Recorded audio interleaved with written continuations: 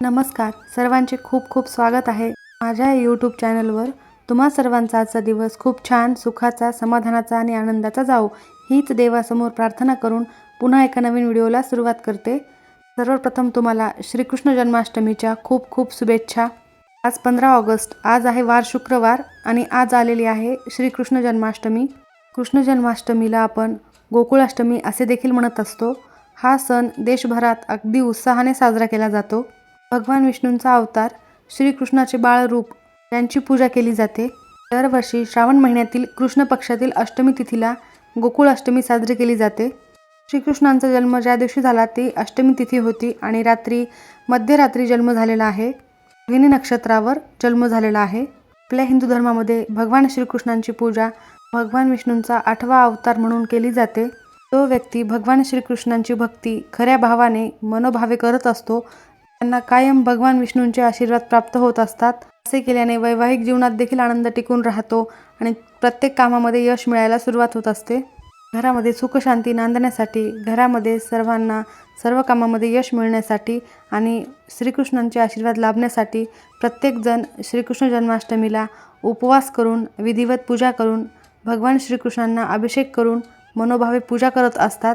धार्मिकदृष्ट्या हा दिवस अत्यंत महत्त्वाचा असल्यामुळे या दिवशी काही प्रभावी उपाय केल्यास मला तुमच्यामध्ये सकारात्मक बदल झालेला जाणवेल। आज या व्हिडिओमध्ये मी तुम्हाला अत्यंत साधा सोपा आणि प्रभावी उपाय सांगणार आहे। आज आहे शुक्रवार, आज आहे श्रीकृष्ण जन्माष्टमी। संध्याकाळी कापुरासोबत ही एक वस्तू जाळा। यामुळे तुमच्या घरातील सर्व नकारात्मकता दूर होईल, घरातील भांडणे दूर होतील, पितृदोष, वास्तुदोष, नजरबाधा देखील नष्ट होणार आहे आणि घरातील मुलांची, पतीची आणि तुमची देखील खूप प्रगती होणार आहे। तर कोणती वस्तू आहे जी आपल्याला कापुरासोबत जाळायची आहे आणि कोणत्या वेळेत जाळायची आहे, संपूर्ण माहिती आपण याच व्हिडिओमध्ये बघणार आहोत। त्यामुळे व्हिडिओ स्किप न करता शेवटपर्यंत बघा आणि माहिती आवडल्यास नक्की लाईक करा, शेअर करा, सबस्क्राईब नक्की करा, बेल आयकॉनला आवर्जून प्रेस करा, ज्यामुळे अशाच प्रकारचे नवनवीन व्हिडिओ तुम्हाला लवकरात लवकर बघायला मिळतील। आत्ता मी तुम्हाला जो उपाय सांगणार आहे तो उपाय तुम्हाला आज रात्री 12 वाजता करायचा आहे। 12 वाजता श्रीकृष्णांचा जन्मोत्सव साजरा करण्यात येत असतो। रात्री 12 वाजताच श्रीकृष्णांची पूजा करत असतो, त्यांना अभिषेक करत असतो आणि त्यावेळेलाच आपल्याला हा उपाय करायचा आहे। तर रात्री 12 वाजता हा उपाय करणे तुम्हाला शक्य नाही झाल्यास मला संध्याकाळी 6 वाजल्यापासून रात्री 12 वाजेपर्यंत हा उपाय तुम्ही करू शकता। बऱ्याच जणांकडे रात्री 12 वाजता ही पूजा न करता दिवसभरात देखील पूजा करत असतात। त्यामुळे तुम्ही संध्याकाळच्या वेळेत 6 वाजल्यापासून ते रात्री 12 वाजेपर्यंत जेव्हा तुम्हाला शक्य असेल तेव्हा तुम्ही हा उपाय आवर्जून करा।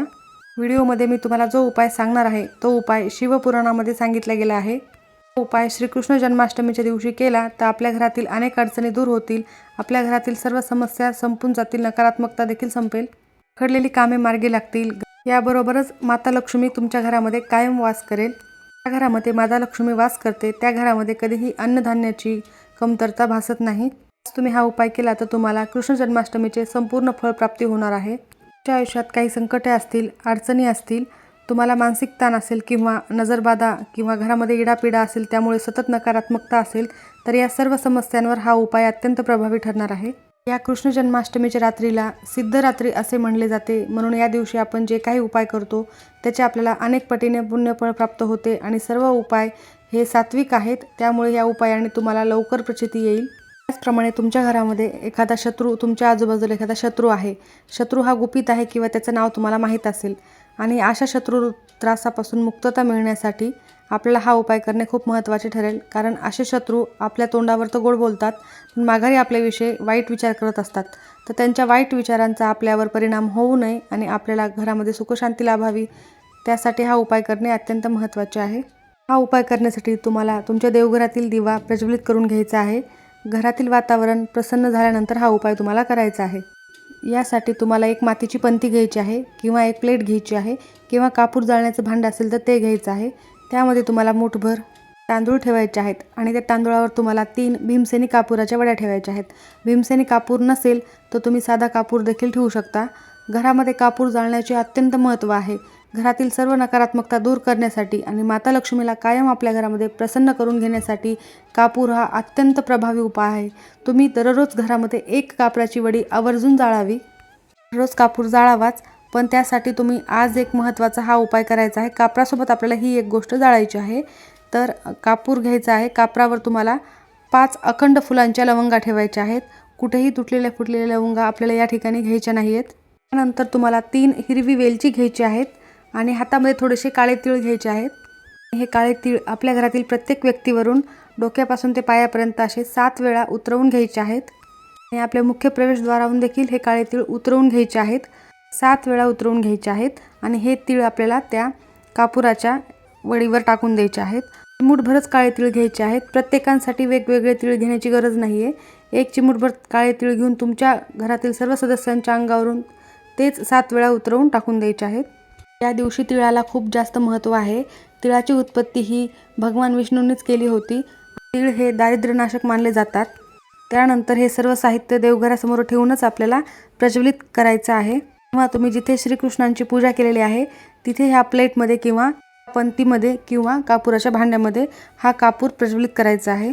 कापूर प्रज्वलित केल्यानंतर ओम नमो भगवते वासुदेवाय नमः या मंत्राचा जप करायचा आहे. जोपर्यंत हा कापूर जळत आहे तोपर्यंत तुम्हाला याच मंत्राचा जप करत राहायचा आहे. काही वेळाने ही प्लेट तुम्हाला देवघरातून उचलायची आहे आणि संपूर्ण घरभर याचा धूर पसरवायचा आहे. आपल्या मुख्य प्रवेशद्वारावर देखील काही वेळासाठी ही प्लेट ठेवायची आहे.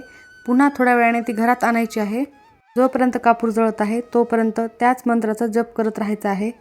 कापूर जळून झाल्यानंतर लवंगाची आणि हिरव्या वेलचीची जी काही राख झालेली असेल ती प्रत्येक व्यक्तीच्या कपाळावरती टिळक म्हणून लावायची आहे आणि रात्रभर ती प्लेट तशीच तुम्हाला देवघरामध्ये राहू द्यायची आहे. दुसऱ्या दिवशी हे जे साहित्य आहे ते तुम्हाला निर्माल्यामध्ये टाकून द्यायचं आहे किंवा एखाद्या झाडाच्या मुळाशी टाकू शकता.